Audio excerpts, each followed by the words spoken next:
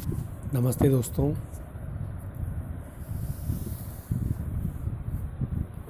राजस्थान विश्वविद्यालय के BA part 1 के विद्यार्थियों का हिंदी साहित्य की इस कक्षा में एक बार पुनः स्वागत। हिंदी साहित्य के विद्यार्थी पहले पेपर के अंतर्गत आदिकाल और भक्तिकाल के कवियों का अध्ययन कर रहे हैं। अधिकांश कवियों को हम समझ चुके हैं। कुछ कवि जो परीक्षा की दृष्टि से भी इम्पोर्टेंट है और समझने के दृष्टिकोण से भी इम्पोर्टेंट है। आइए हम उन्हीं में से एक कवयित्री जो हमारे राजस्थान की कवयित्री रही हैं और जिनका विवाह चित्तौड़गढ़ यानी मेवाड़ के राजघराने में हुआ था, किंतु भक्ति को अपनाकर बहुत जल्द वो राजघराने के रीति रिवाजों से मुक्त हो गई और जल्दी ही उसने या उन्होंने अपने आप को मुक्ति की दशा में डाला और अमर काव्य की रचना की। उनका पहला पद कुछ इस प्रकार से है, देखें। आलिरी मेरे नैना बाण पड़ी, चित्त चढ़ी मेरे माधुरी मूर्ति, उर्बिच आन अड़ी, कब की ठाढ़ी पंथ निहारूं अपने भवन खड़ी, कैसे प्राण पिया बिन राखूं जीवन मूर जड़ी, मीरा गिरधर हाथ बिकाणी लोग कहें बिगड़ी।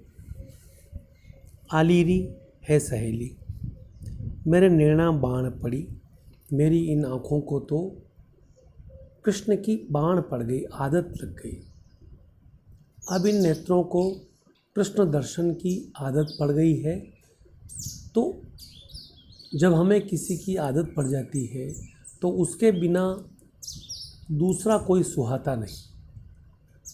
मीरा कृष्ण की आदत पड़ गई, कृष्ण के दर्शन की आदत पड़ गई, तो अब इन आँखों को, मीरा की इन आँखों को कृष्ण के अलावा किसी और के दर्शन करने की कोई इच्छा नहीं।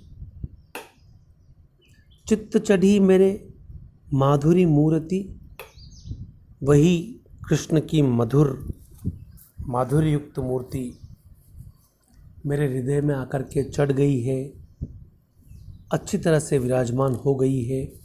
उर्बिच आन अड़ी, हृदय के बीचों बीच आकर के अड़ गई, खड़ी हो गई है। कब की ठाड़ी पंथ निहारूं अपने भवन खड़ी, मैं तो पता नहीं कब से अपने घर के वहाँ खड़ी खड़ी भगवान का, कृष्ण का पंथ निहार रही हूँ। कैसे प्राण पिया बिन राखूं जीवन मूर जड़ी। अब हे सखी तुम बताओ, मैं अपने इन प्राणों को पिया कृष्ण के बिना कैसे रखूं? वही तो मेरे जीवन की मूल जड़ी है।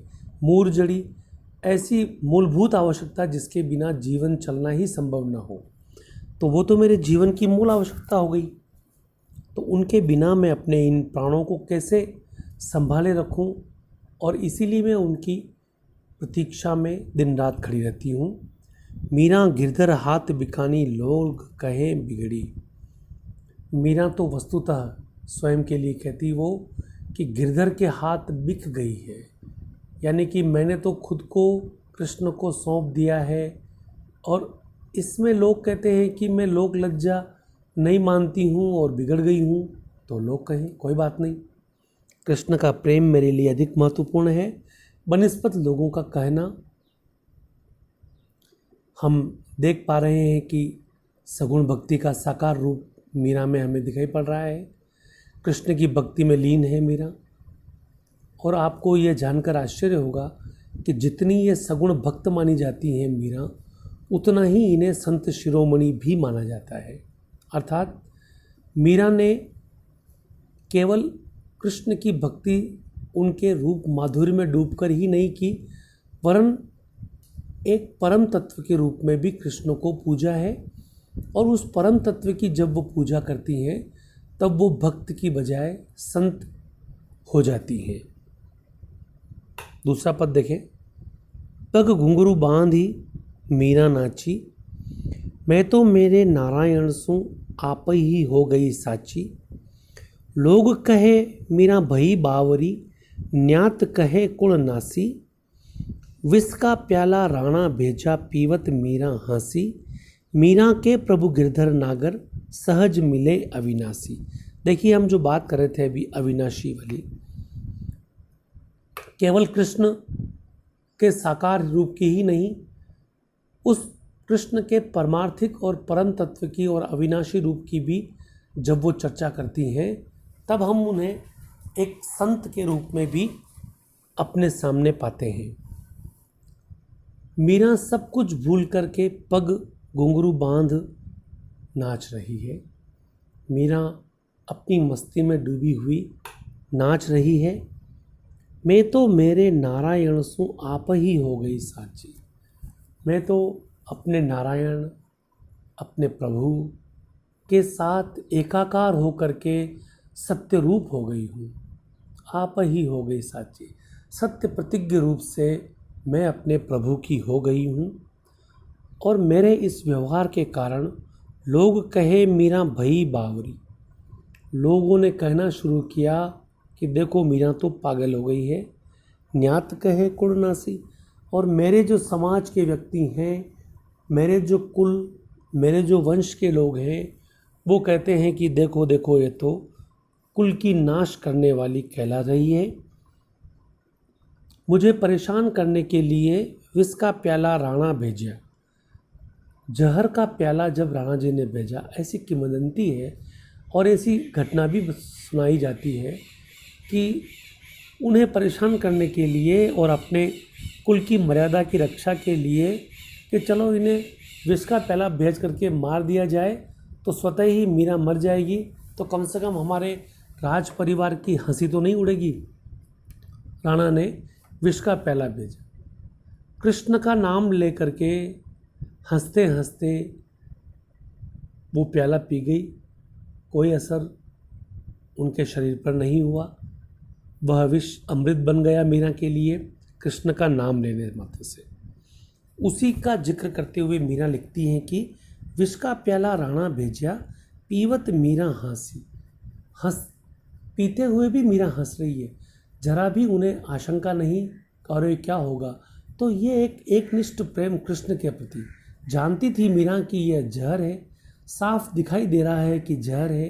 संकेत किया जा रहा है उनके विश्वस्त दास दासियों द्वारा कि न पिए, जहर है। हंसते हंसते मीरा जहर पी गई। अरे जब कृष्ण है तो क्या जहर है। मीरा के प्रभु गिरधर नागर, सहज मिले अविनाशी। मीरा कहती है कि मेरे तो प्रभु गिरधर नागर हैं, मैं उनके प्रेम में डूबी हुई हूँ और जब मैं सहजता से उनको ध्यान करूँगी तो वो मुझे अविनाशी रूप में स्वतः ही मिलेंगे, आराम से मिलेंगे।